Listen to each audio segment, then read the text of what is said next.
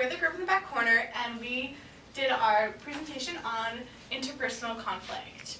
So what exactly is interpersonal conflict? According to Rothwell, it is the expressed struggle of interconnected parties who perceive incompatible differences from one or more parties in attaining these goals. Conflict is something that we cannot escape. We see it every day in our daily lives, whether it be in politics, in the news, whether it be within our families, friends, workplace.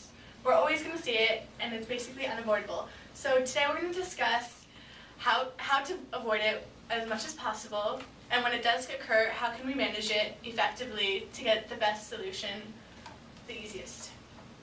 First, we're going to talk about the relationship dialects, which are largely the cause of conflict.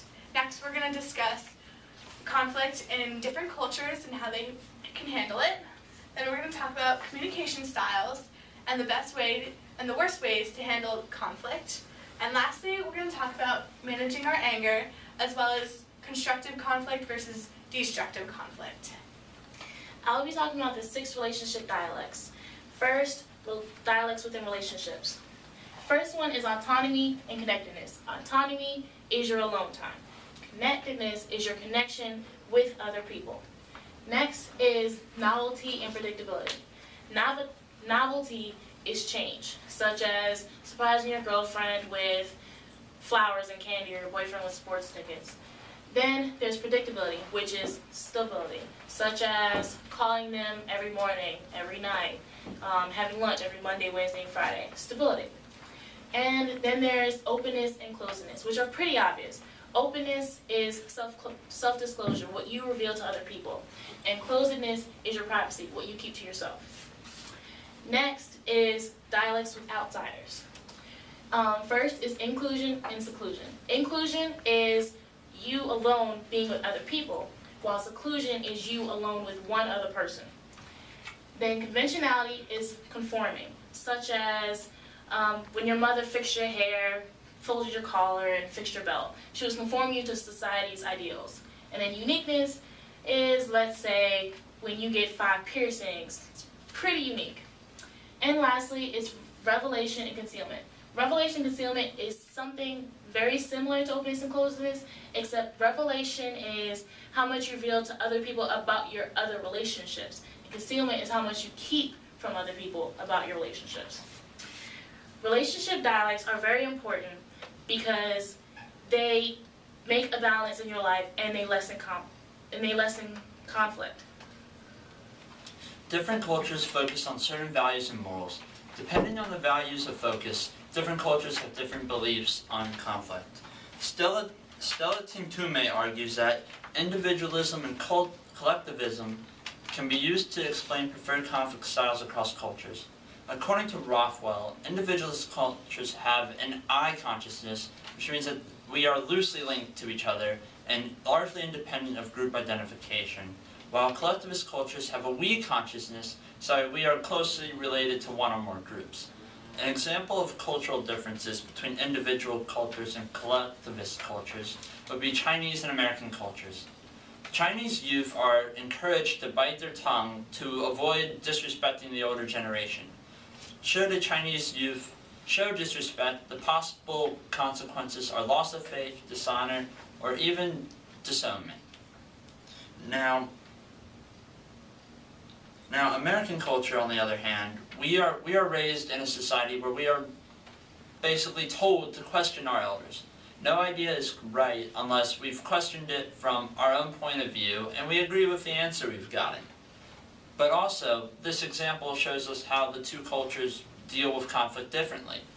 American culture prefers confirmation or the direct approach, while Chinese culture prefers the Chinese youth accommodating to the older generation's beliefs. Communication styles of conflict management is the typical way a person addresses conflict. There are 5 different communication styles of conflict management: collaborating, accommodation, compromising, avoiding, and competing. Different styles may be used in different settings, which is contextual. Collaborating is working together to maximize the attainment of goals for all parties involved in a conflict. There are 3 main components of collaborating: confrontation, integration, and soothing. Accommodating is yielding to the needs of others in a conflict. An example of this is having an employee always accommodate to the needs of their boss. Compromising is when you give something up to gain something else. Compromising is workable but not always optional. Decisions and solutions are always made in compromises. Avoiding is when someone sidesteps or turns their back completely to a conflict. Stonewalling is one part of avoiding, which is when one partner refuses to even talk to their partner or discuss the problems and they physically walk away. Competing is when conflict is approached as a win-lose contest. It is always aggressive and not assertive. Defensiveness, threats, criticism, contempt, hostile, sarcasm, ridicule, intimidation, fault-finding, and blaming are all key aspects of competing. When managing conflict confidently, turning competing into collaborating is very important in resolving conflicts. I will briefly talk about 4 ways in which you can de-escalate anger. The first way is to reframe your self-talk. Try to tell yourself that the mean thing that he or she just said probably came off worse than how they meant it. According to Gutty, Kuss, and Kim, their background is different than yours, and what they said might not be considered rude to them. The second tip is to speak and listen non-defensively. According to Rothwell, insulting a partner or hurting his or her feelings dooms the possibility of constructive conversation. Thirdly, do your best to stay calm or calm yourself. If you feel your heartbeat start to accelerate, take slow, deep breaths and concentrate on your heartbeat. If you need to, take a break and come back when you're more relaxed. Lastly, change your focus. Try not to revisit the things that made you angry the first time. If you need to, picture something calming or completely off topic. Don't try to accomplish all 4 of these at once. Try to master one at a time and then put them all together. Ever heard the saying, do unto others as you would have them do to you? It's the same thing with communication. Like Rothwell says, you give back what you get from others. One of the ways to turn a competitor into a collaborator is to always be constructive. Keep your cool and keep your focus on your common goal.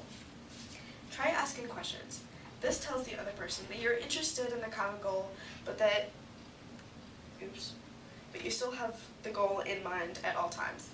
If this doesn't work, ask them, have you ever noticed that every time I try to say something, you interrupt me before I'm done with my idea? This makes them realize that they are wrong, and that's the toughest part. Well, today we discussed communication and relationship dialogues and how they can oftentimes be the cause of conflict. We also talked about conflict in different cultures and the best way to manage that. We talked about communication styles and conflict management and how different people react to different situations. And lastly, about anger management, whether it be anger, our own anger or outsiders' anger. So the last thing I want to leave you with today is forgiveness. Rothwell defines forgiveness as letting go of feelings of revenge and desires to retaliate. So forgiveness is not something we can learn in a book or textbook or something we can hear and learn about from a lecture from a professor. It's something that we have to learn by example and learn from our own experience. It's something that we should really take to heart and focus on because it's really the best way to soothe conflict and improve ourselves and our lives of the people around us. Thank you.